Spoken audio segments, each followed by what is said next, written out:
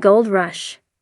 Parker Schnabel reveals how much it really costs to mine gold last weekend. The Times in London interviewed Parker Schnabel about gold mining.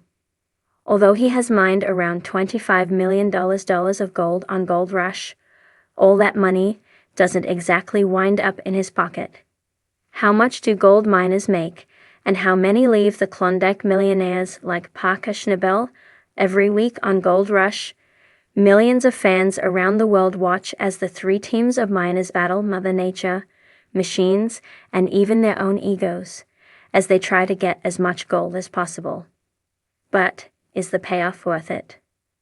When Parker Schnabel recently spoke to the Times of London, he revealed some of his costs and tips on how to at least break even. Do miners make gold? Parker made an estimated guess. I would say the vast majority of people who come up here leave with not much more than they came up here with. What sorts of costs do miners incur? Diesel is one huge cost. Parker Schnabel spends $2 million a season fueling up his cornucopia of big trucks. This includes excavators, dump trucks, and sluices. These are not cheap. For example, the article reported that Parker paid $1.2 million for a Caterpillar bulldozer. During the season, there may be a need for new parts, as the boulders and permafrost they encounter in the Arctic is hard on machinery. Mitch Blaschke can only perform so many bush fixes. Parts have to be ordered and flown in. That money has to add up pretty quick. All the while, they have to get enough gold within about a 4-month period of time. That celebratory gold weigh-in each week is fantastic, but it doesn't exactly tell the whole financial tale. Parker explains that in order to weigh in an ounce of gold at the end of the week, you need to excavate enough dirt and rocks to fill roughly half of an Olympic-sized swimming pool. That is just for about $1,500. To get to $1 million, you've got to fill a lot of swimming pools worth of gold. Potential gold miners have to realize that all of this effort is just to break even. Parker credits good decisions as the other key to gold success. Make a bad decision and you go home with empty pockets. Parker Schnabel doesn't believe that gold mining is about gold. The 25-year-old Gold Rush star's gold mining philosophy is about moving dirt. Moving dirt fast and efficiently is key to his success. It can be 20 feet to possible gold. Gold Rush fans know that if maps indicate an old stream or waterfall, they may need to risk it and dig even deeper. That is one of those good decisions that better pay off, or you are leaving the Klondike with nothing but a shattered gold dream. That 20-odd feet of dirt is not just the same dirt. It is 2 tricky layers before you hit pay. First, a layer of permafrost and a layer of rocks before you get to the pay dirt. The permafrost removal is tricky. If you wait too long, the permafrost melts into black muck that totally halts your production. The cleanup dirt is called the tailings. This is the dirt residue after the pay dirt has been washed through. The most important dirt is the pay. This is the dirt where there are hopefully some golden grains and nuggets mixed in. This type of dirt needs to be sluiced.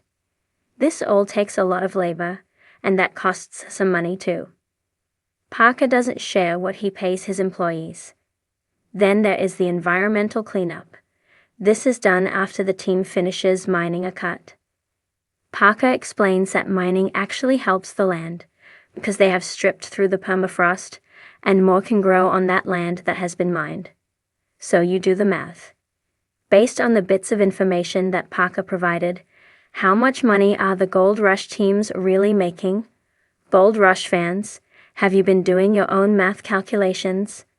How much money do you think each team spends and makes each season? Share your estimations in the comments section and be sure to come back to TV Shows Ace for the latest news. Gold Rush Season 10 is premiering on October 11 for a 2-hour episode. Georgia Macchiatello has several decades of writing experience, including travel writing, tech writing, art history analysis, and now entertainment writing. She loves to share the latest news on rom-coms and mysteries. Gold Rush. Parker Schnabel reveals how much it really costs to mine gold. Gold mining is often portrayed as an alluring adventure, a rush of excitement, fortune, and opportunity. In popular culture, the allure of striking it rich often overshadows the reality of the labor-intensive and costly nature of the industry. For years, millions of people have tuned in to Gold Rush, the Discovery Channel show that follows a group of determined miners as they work tirelessly to unearth gold from the earth. Among them, Parker Schnabel has emerged as a fan favorite, gaining recognition for his relentless work ethic, savvy decision-making, and ability to navigate the difficult world of gold mining. While the glimmer of gold charm, Parker Schnabel, as one of the youngest and most successful miners in the series, has been very open about the hard financial and emotional toll that gold mining takes. His journey to success has required an immense investment of both time and money, far more than many viewers may realize. For all those fascinated by the glittering prospect of striking it rich, Parker offers an honest and sometimes sobering look at what it really costs to mine gold. The high cost of mining gold. When it comes to mining gold, the financial demands can be staggering. One of the first things that Parker points out is the sheer scale of the costs involved. Gold mining isn't just about digging into the earth. It's a massive, capital-intensive operation that requires sophisticated equipment, skilled labor, and a lot of patience. Parker explains that the first significant cost to consider is the machinery. Mining requires a wide array of expensive equipment, including excavators, bulldozers, wash plants, trucks, and more. These machines are necessary to break ground, move massive amounts of dirt, and extract gold from the earth, but they come with hefty price tags. For example, the wash plant, a critical piece of machinery designed to separate gold from dirt and rocks, can cost hundreds of thousands of dollars. Parker's operation uses multiple wash plants, each tailored for different types of soil and ore. With each wash plant running at full capacity, it's easy to see how these machines quickly add up in terms of cost.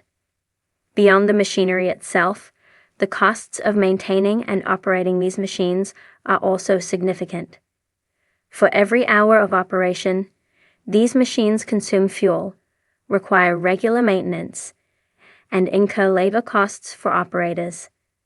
The labor force is another crucial financial component. Parker employs a dedicated team of skilled workers who are responsible for operating the machinery, sorting through material, and ensuring that the mining operation runs smoothly. The wages of these workers, especially in a highly specialized and physically demanding industry, are not insignificant.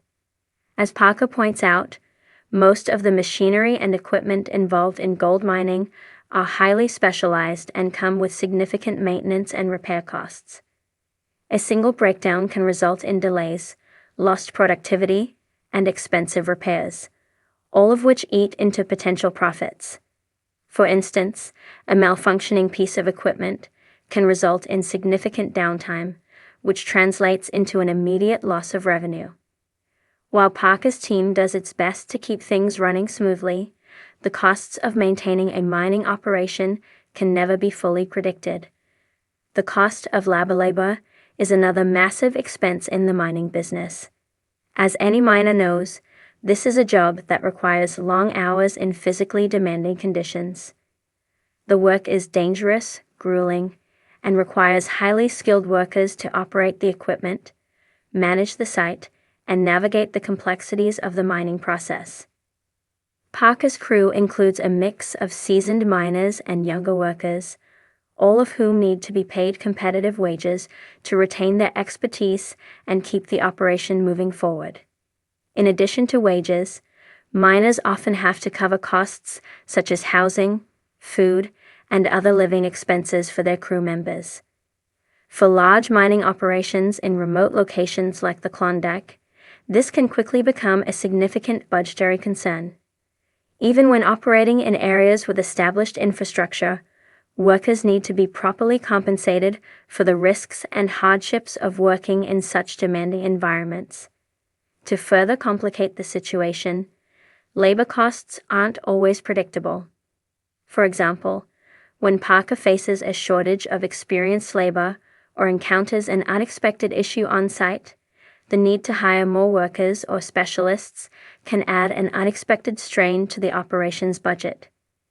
Even as Parker builds a dedicated team, every new challenge in the field means the potential for additional costs to arise, whether it's a need for specialized skills or extra personnel to manage an unanticipated issue. The price of gold. While it's easy to assume that gold mining is all about the yellow metal, it's important to understand that gold itself is rarely free for the taking. While Parker's team has managed to uncover vast amounts of gold throughout the seasons of gold rush, the reality is that gold is often buried deep within rock, dirt, and ore that has to be painstakingly processed before it can be extracted. The process of turning raw material into marketable gold is both complicated and expensive. Once the ore is mined, it has to be processed in a wash plant, where dirt and rocks are separated from the gold. This requires specialized machinery and expertise. Once the gold is separated, it has to be refined further, which also comes with significant costs.